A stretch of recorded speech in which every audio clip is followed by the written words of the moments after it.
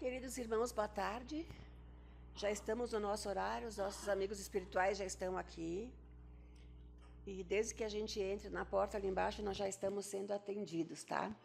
Eles já nos conhecem, já sabem os nossos problemas, mas procuram que a gente também se empenhe para nos modificar, para receber as dádivas prometidas por Deus a nós todos. Então vai depender de nós o quanto de coisas boas nós vamos levar daqui quando a gente sair, certo? Então vamos fazer a nossa prece, começamos sempre com uma prece.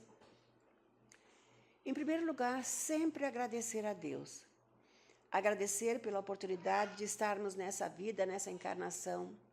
Agradecer a oportunidade de estarmos aprendendo novas lições, cumprindo novas obrigações, vencendo mais uns capítulos da nossa vida, quiçá já corrigindo determinadas falhas que trazemos de outras vidas. E sempre lembrando que nosso Pai nos mantém junto aos nossos protetores, nossos guias, para influenciarmos, sermos influenciados por anjos do bem, que nos ajudam para que nós possamos seguir em frente com muita coragem, com muita determinação. Que possamos passar pelas nossas provas com coragem, com alegria, sabendo que não estamos sozinhos. Todos nós temos determinadas coisas ainda a corrigir. Então pedimos a Deus, nosso Pai amoroso, que nos ampare, que nos ilumine, que ilumine os nossos lares, que ilumine as pessoas que conosco convivem e que possamos manter um ambiente mais afetuoso, com mais perdão e mais amor. Agradecemos então a Deus por esses momentos, por essa casa maravilhosa que nos acolhe. E vamos pedir então que Ele seja conosco hoje e todo sempre. Que assim seja. Bom, o texto de hoje que nós vamos trabalhar então é Caridade e Raciocínio. Eu coloquei o nome do livro aí, se alguém se interessa para conhecer, é muito interessante. E são coisas tiradas do Evangelho segundo o Espiritismo. Todos pensamos na caridade, todos falamos em caridade. Inclusive tem uma frase que diz que fora da caridade não há salvação. Eu acho que a maioria conhece essa frase. A caridade, indubitavelmente, é o coração que fala. Entretanto, nas situações anormais da vida, há que ouvir o raciocínio, a fim de que ela seja o que deve ser. Nada fere tanto como a visão de um ente querido sob os tentáculos do câncer. O coração chora, mas se a radiografia sugere trabalho operatório, pede raciocínio para que a cirurgia revolva a carne atormentada na suprema tentativa de recuperação. Nada enternece mais do que abraçar um pequenino nas alegrias do lar. O coração festeja, mas se a criança brinca com fósforos, aconselhe o raciocínio que se lhe dê corrigenda. Nada sensibiliza mais do que encontrar um alienado mental atirado à rua. O coração lamenta. Mas se o louco em crise de fúria carrega bombas consigo, prescreve o raciocínio que lhe seja contido à força. Nada preocupa mais que observar um companheiro no abuso dos entorpecentes. O coração sofre. Mas se o irmão, vinculado a semelhante hábito, distribui narcóticos fazendo vítimas, solicita o raciocínio se lhe providencia a necessária segregação para o tratamento preciso. O raciocínio, em nome da caridade, não tem de certo a presunção de violentar consciência alguma, impondo-lhe freios ou drásticos que se lhe objetivem o aperfeiçoamento compulsório.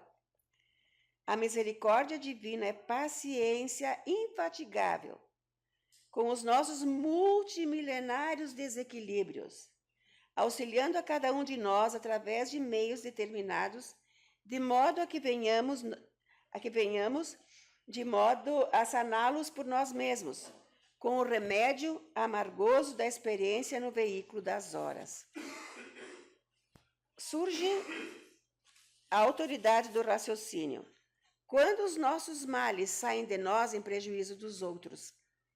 Clareando a definição, comparecemos Comparemos a caridade nascendo das profundezas da alma, com a fonte que se derrama, espontânea, das entranhas da terra. A fonte pode ser volumosa ou escassa, reta ou sinuosa, jorrar da montanha ou descambar na planície, saciar monstros ou dar de beber às aves do céu. Tudo dependendo da estrutura, do clima do solo ou das circunstâncias em que se movimente. Em qualquer ângulo que se mostre, pode o sentimento louvar-lhe a beleza, exaltar-lhe a utilidade que fertiliza glebas, acalenta vidas, garante lares, multiplica flores e retrata as estrelas. Mas, se nessa ou naquela fonte aparecem culturas desquistosomo, é necessário que o raciocínio intervenha, para que o bem geral impeça o uso.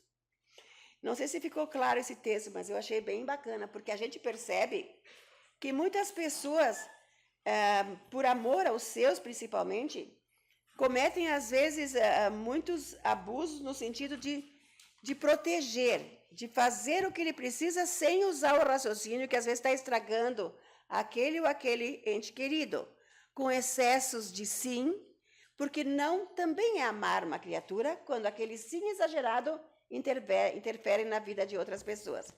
Então, o que o nosso texto sugere?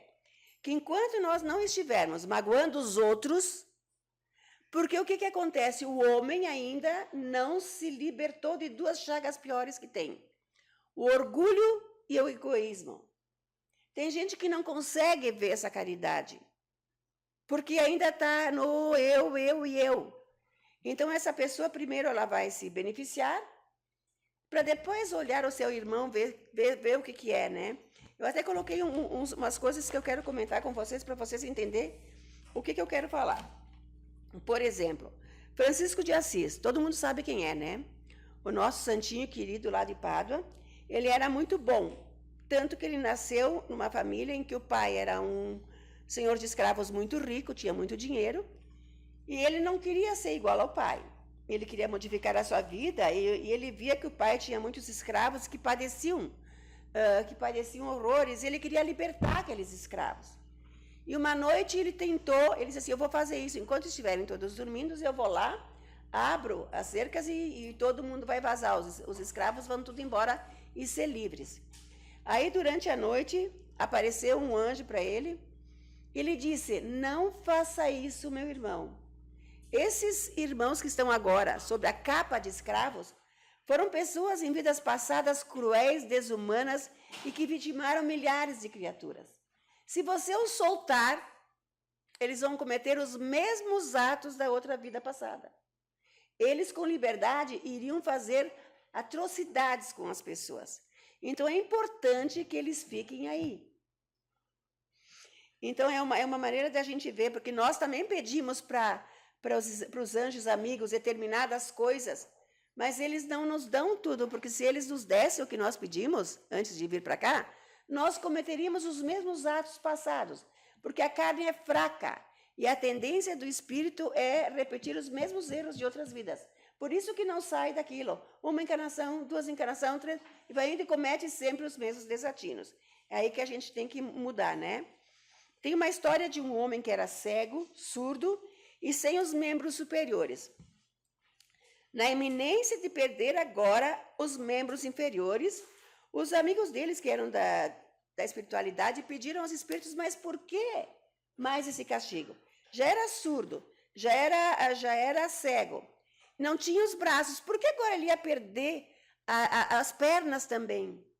E aí os espíritos lhe falaram: porque ele já teve tantos suicídios, perdeu os olhos, teve tanto suicídio, perdeu a fala, teve tantos suicídios e perdeu os braços, e agora, cada vez que ele chega perto de um penhasco, de um precipício, a tendência dele, com tudo que ele tinha, é se jogar de novo, né, para se suicidar mais uma vez. Então, não restou nada, além dos nossos guias amados, de tirar os membros inferiores para que ele não conseguisse se suicidar mais uma vez. Porque você sabe que o suicídio é a pior coisa que a gente pode cometer. Porque a vida é uma bênção de Deus. E o suicídio, por bobagem, às vezes, por coisas torpes que não tem nem o que a gente falar, se suicidam por nada, achando que acabou, acabou. Ledo engano, é aí que começa a tristeza verdadeiramente. Porque a criatura destrói o corpo, mas o espírito continua viva e passando por todos os horrores que a gente já sabe, né? Então, o suicídio é uma coisa que a gente sempre tem que cuidar se nós temos alguém com tendências suicidas para ajudá-lo, para fazê-lo pensar, para cuidar para que eles não façam isso. Que às vezes é por bobagem, gente, que era só esperar mais um pouquinho que as coisas iriam se resolver. Uma outra coisa também, na novela Viagem, eu nunca esqueço, quando eu vi há muito tempo atrás, que o protagonista era um homem de bem, amoroso, doce, caridoso, e lá pelas tantas ele padece de um acidente que leva a vida dele. As pessoas ficaram revoltadas, mas por que aconteceu isso com ele? Se ele era um homem de bem, que ele praticava caridade, que ele fazia tudo certinho. Nós vemos tudo isso hoje, né? Mas ali o que foi lhe dito, então? Que ele estava programado na vida dele um câncer doloroso que ia demorar muito para ele poder se desligar. Então, como ele era um homem bom, como ele era um homem amoroso, que já tinha cumprido, ele morreu de acidente que abreviou todos esses anos que o câncer ia fazer ele padecer. Então, foi uma dádiva que ele recebeu, né? E aqui, então, tem umas pessoas que iriam passar também por longas enfermidades, mas por mérito é abreviado os sofrimentos para desencarnar antes. Isso é uma coisa que a gente tem que pensar. Por que aquela pessoa tão boa foi embora? Porque aquela pessoa já cumpriu com a sua obrigação aqui. Ela já fez a sua caridade. No que a gente volta para cá, no mundo espiritual, nós trazemos problemas que nós fizemos para alguém, machucamos alguém em outras vidas. Acho que todo mundo isso está claro, né? Ninguém que reencarna é santo. Tem os espíritos mais elevados que vêm entre nós para nos ajudar como exemplos a como sermos bons. Temos nas nossas famílias alguém, um familiar amoroso que é tão diferente dos outros, que tem paciência, que colabora conosco, que tenta nos mostrar o bom caminho. Mas se às vezes ainda a gente não aceita, é uma pena, porque nós somos ajudados de todos os momentos, né? E na família sempre os pais querem o bem de seus filhos. Eu lembro do caso Lázaro, que vocês também devem lembrar. Era um criminoso muito maldoso, muito mau. Matou o pai de uma família, fora o que ele já tinha feito antes, né? Matou os 2 filhos, sequestrou a mulher, porque ela ia denunciá-lo à polícia, fez horrores com ela e acabou matando. Mas a mãe daquele Lázaro, que o Lázaro para ela era o filhinho dela, ela tentou proteger ele, dando alimento, tudo. Ela quis fazer a caridade para o filho. Mas se ele fosse ficar mais um tempo, ele ia destruir muito mais famílias e fazer mais erros. Então, era preciso que ele fosse contido, certo? Então, aí a gente fala de usar o raciocínio.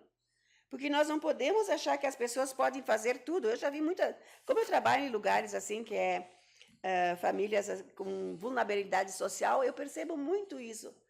Mas, às vezes, elas não entendem que esse passar a mão e fazer tudo, né, para proteger está deixando ele virar uma coisa muito complicada mais adiante. E, nesses momentos, muitas vezes, os pais são os culpados. Porque não veem o que o filho traz para casa, traz coisas que não é deles e fecham os olhos, deixam eles ir levando isso, discutem com os organizadores da onde eles são levados a estudar, ficar presos ali, porque se eles ficassem na rua ia ser muito pior. Eles iam se jogar em bandos e iam ser pior lá fora. Não, eles ganham um lugar onde eles têm tudo, mesmo assim há uma reclamação, sempre reclamação. O povo está muito injusto ultimamente. Tá, nós estamos vivendo uma era muito difícil. Nós estamos com todos os podres, as coisas negativas aparecendo. Nada mais vai ficar escondido. Por que isso, gente? Porque nós estamos no último momento da nossa vida. A Terra vai passar de planeta de expiação de provas para regeneração. E as pessoas ruins, duras, malvadas, que não combinam com a nova Terra, não vão reencarnar mais aqui. Isso já está sendo proclamado, até a NASA já viu um planeta que está próximo à órbita da Terra. É a separação do joio e do trigo, que vocês já devem ter ouvido falar também. Essas pessoas negativas e ruins, elas vão ser levadas a isso que eu estou falando, não elas encarnadas, desencarnadas para esse planeta. E chegando lá, O planeta é atrasado, como eles. Não é que eles aqui já vão regredir. Não se existe retrocesso. Existe a chance de nascer na Terra para tentar se modificar perto de pessoas boas. Como a pessoa não se modifica, ela vai para o seu lugar. Chegando lá, ela vai encontrar gente muito pior do que eles ainda vão parecer bons perto daqueles que estão lá. Mas aí, será que Deus foi ruim mandando essas pessoas para lá? Não, está lhes dando mais uma chance. Aí o raciocínio entra, ó. Deu mais uma chance para eles chegando lá onde eles estão os seus pares, os seus parecidinhos, para ver que a maldade não é uma boa.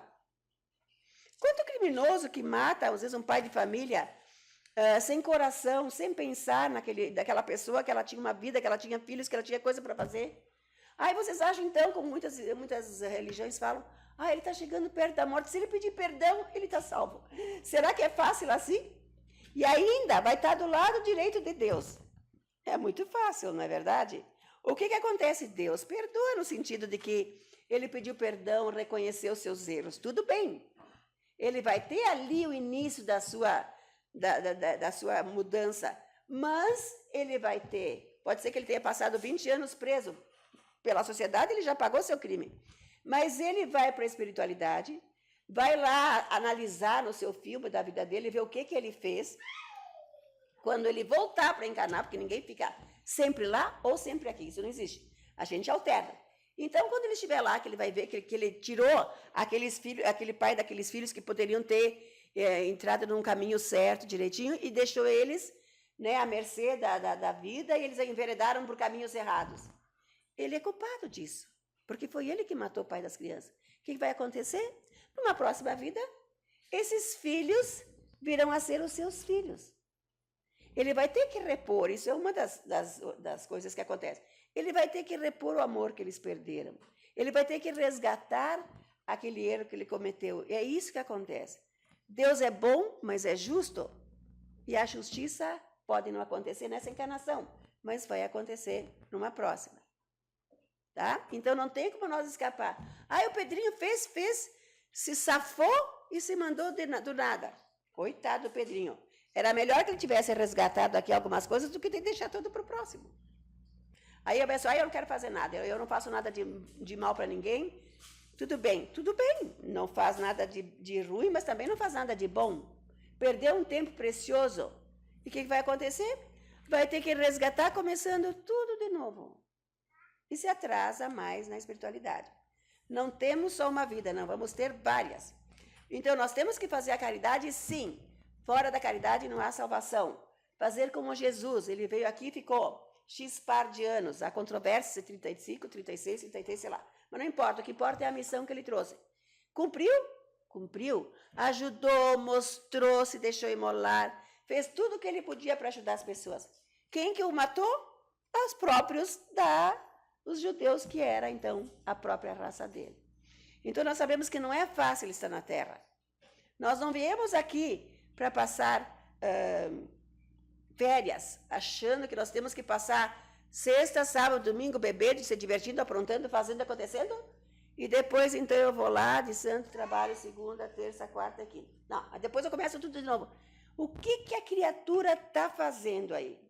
Ela está ajudando os outros? O que nós vemos nesses jovens hoje em dia? Que eles estão amontoados ali, tudo fazendo bobagem. Gente, meu Deus, isso é preocupante, porque às vezes os pais não sabem onde é que eles estão. Só que essas crianças, não, elas já são grandes, eles estão se enterrando, porque aí não houve amor no lar, não houve alguém que os orientasse, não houve um evangelho no lar, não houve uma ideia de que existe alguém acima nos olhando. Nós somos olhados 24 horas do nosso dia pelos espíritos. E tudo é computado na nossa memória. Depois nós chegamos lá, nós vamos dizer, mentira, não fiz isso. Fez, eles vão lá folhear, está aqui o que tu está fazendo. Não, tu não estava sozinho, tinha muitos olhos olhando para ti. Então nós temos sim que ter consciência que nada é fácil, gente. A Terra não é um mar de rosas.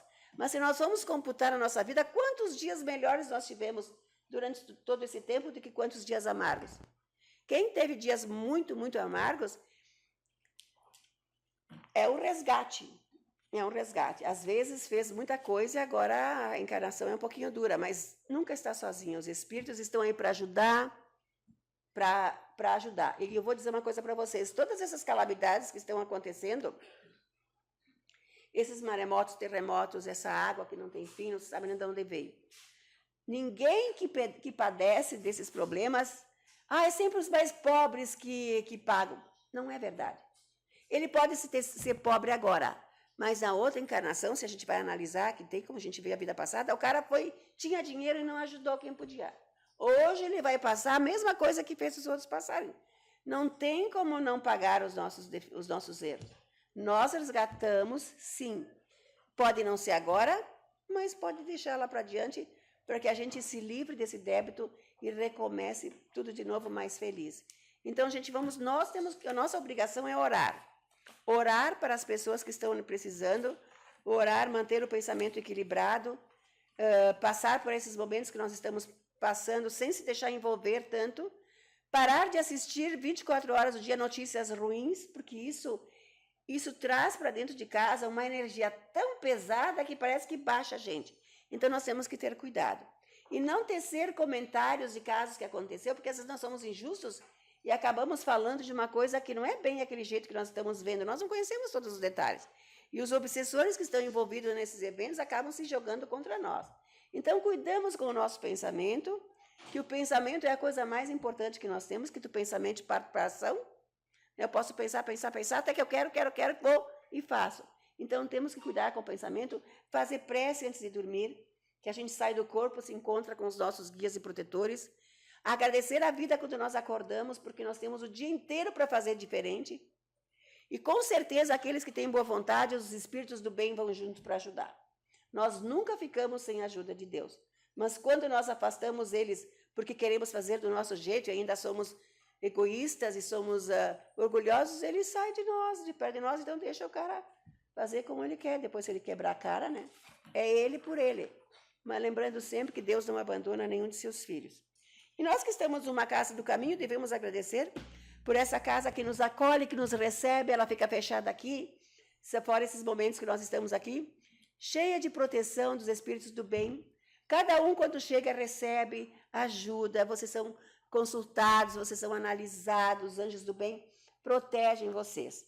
Só não vai receber coisas boas quem sair lá para fora e começar com a cabeça tudo de novo. Não mudou nada, não pensou melhor.